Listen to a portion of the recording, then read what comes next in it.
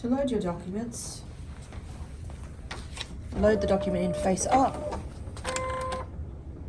In the event of an obstruction through here, you can open the document feeder by clicking on the handle and fully opening up the cover.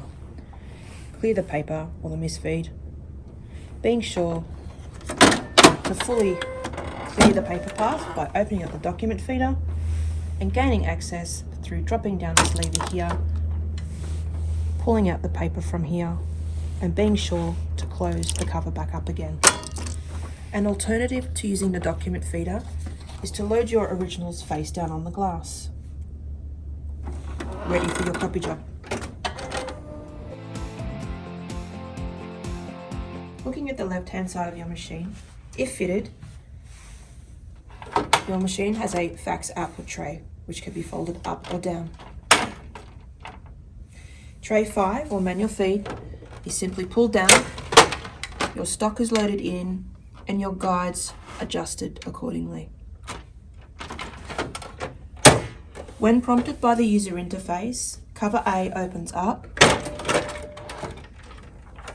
Following the prompts, you are opening up area A1, A2, or A3. Being sure to engage them again properly to close the cover. Again, when prompted, cover B is opened to clear any obstructions from paper feed from the trays. The cover simply opens up, you have access to the paper, you clear it, you close the cover.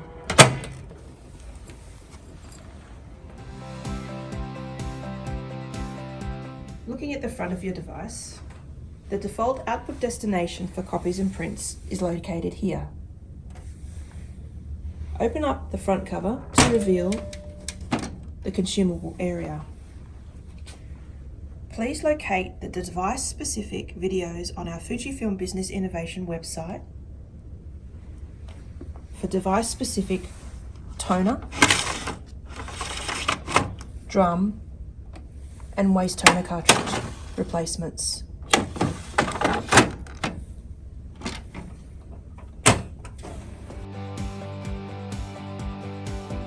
To load paper in the trays, open up the tray, remove the guides and load the stock. A suggestion is to load tray 1 with a landscape A4 orientation, being sure to adjust the guides fully.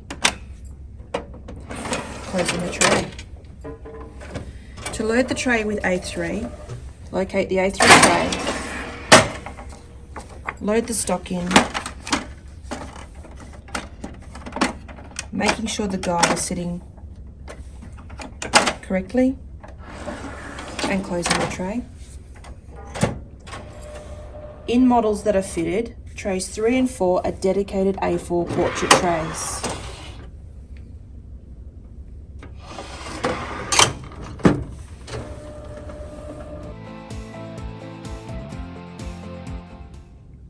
If your machine has a finisher, the default output destination for copies and print jobs will be the top finisher tray. For all jobs that are stapled and hole punched, it will be the finisher tray. And for all jobs that are booklets, it will be the bottom booklet tray. To open up the finisher, open up the top door, and if prompted, following the console to locate the coloured area appropriate to retrieve a jam.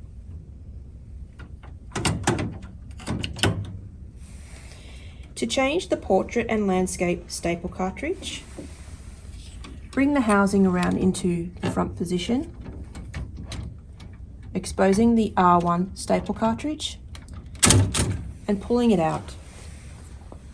To replace the cartridge, extracting the empty cartridge by squeezing and pulling and replacing with a new one, pushing it in place and returning the staple cartridge into the housing. Pushing it in place. Once the door is closed, the housing will turn to its normal position. To change the booklet staples, open up the bottom part of the finisher and locate R2 and R3 staple cartridges. Pull out the staple cartridge,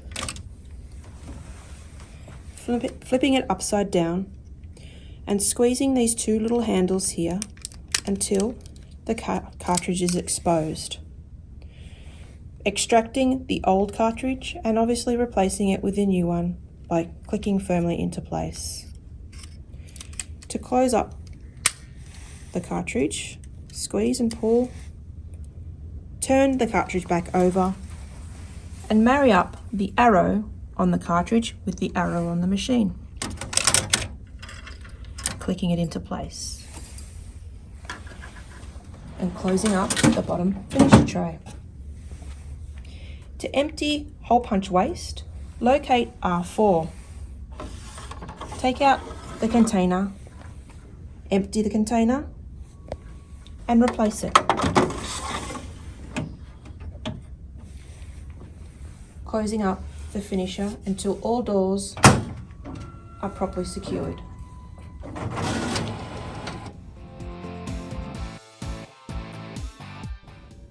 Getting familiar with the user interface. By clicking on the Home button, this displays the configured applications or icons. By selecting the Power button, you're able to restart the device, enter power saver, or power off the device. By clicking on the cog, you can get into the machine settings. For example, clicking on device status. This will display the machine's serial number and its billing information. Clicking close. You can also have a look at the suppliers level as well. Click close. Also in the settings tab, you can change the user interface language.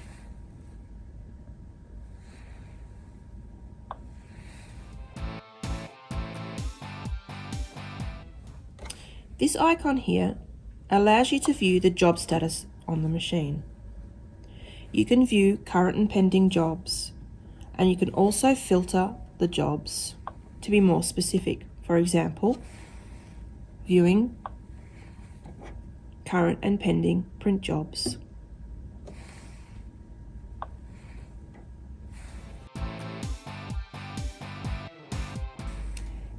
Clicking on this icon here allows the local administrator to log into the device using appropriate credentials to do further configurations such as changing defaults and setting technical parameters.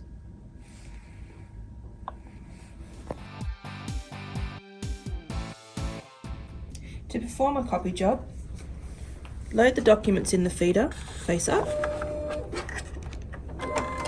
Select the Copy app, key in the quantity first. You can hit Start from this screen, alternatively back arrow to choose more features. Select your output for colour. Depending on the default, choose Auto Detect or Full Colour. Select double siding.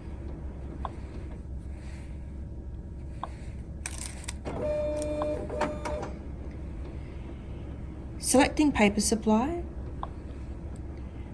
The paper supply is selected automatically depending on how the original is loaded in the document feeder. Alternatively, you can manually choose a paper tray. Scroll down to select stapling, turning it from off and selecting one or two staples depending on the orientation on the page you would like your staples. The machine is telling us that it will send the jobs to the output tray. Select hole punching. Select 2 or 4 hole punch depending on where on the page you would like the hole punches.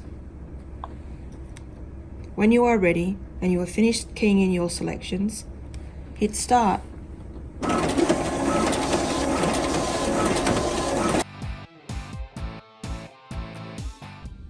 To perform a scan job, Load the documents in the document feeder face up. Select the Scan app and select from the address book. In this instance, we will be selecting the appropriate address book entry to scan to a file share. Select OK. Select the drop-down settings menu, this icon here, to choose your appropriate features that you'd like to send your scan with. For example, file format, output color, changing from the default, and selecting auto detect or color. In this instance, I would like to use black and white. Select the back arrow. If your originals are double-sided, choose double siding and choose two-sided. Select the back arrow. If you wish to increase the scan resolution, increase the scan resolution by choosing the appropriate DPI. When you are ready to scan, hit Start.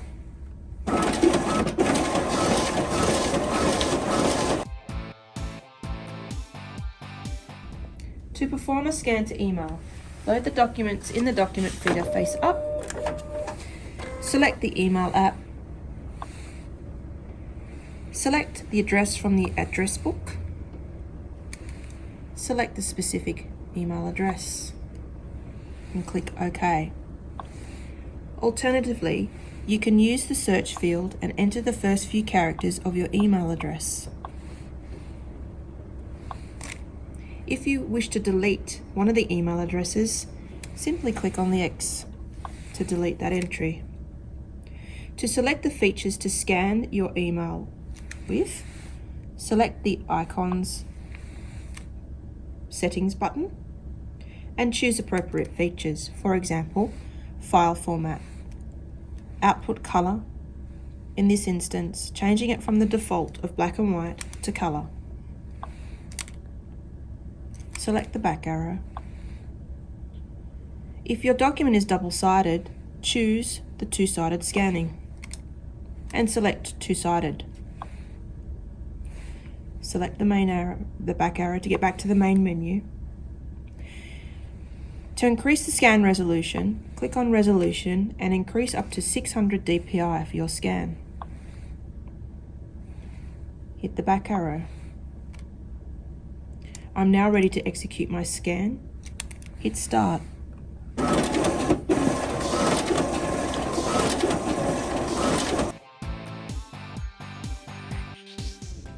To send a fax, load the document feeder with the document face up. Select the fax app. Use the keypad to dial the fax number.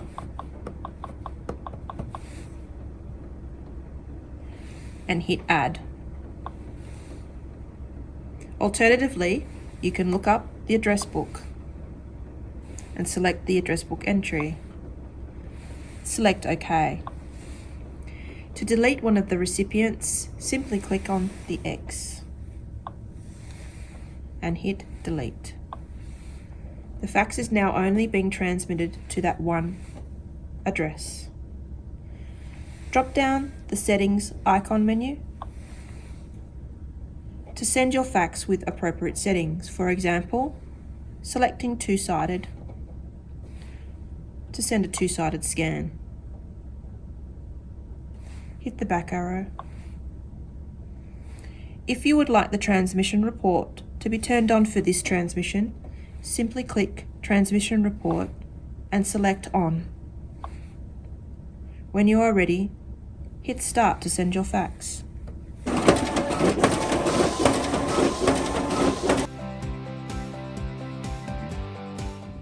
For ongoing support, please refer to the device label where you can simply scan the QR code to visit support-fb.fujifilm.com, which features our online chat navi, or enter your device model number and browse our support collaterals, which includes print drivers, user guides, and the option to log a service call or organise on-site user training.